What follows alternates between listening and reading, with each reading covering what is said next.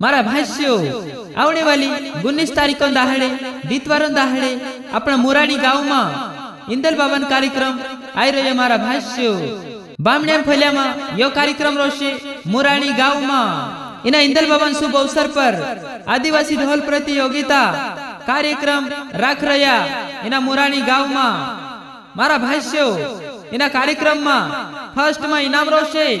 3,333 रुपया एने सेकंड में इनाम रोशे 2,222 रुपया एने तीसरा नंबर पर इनाम रोशे 1,111 रुपया एने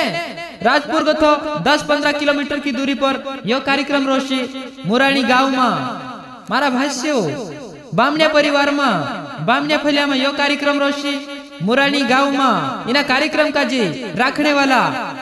मांगीलाल बामणिया मुरानी वालू रूमला पटेल मुरानी वालू नारसिंह बामणिया मुरानी वालू यानी राम सिंह पटेल मुरानी वालू और साथ ही साथ नारसिंह डुडुए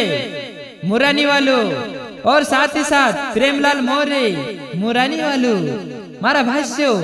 अपना इंदल बाबन कार्यक्रम में आवनो झूनी भूलता यो कार्यक्रम रोशे मुरानी गाँव में इंदल बाबन शुभ अवसर पर आदिवासी ढोल प्रतियोगिता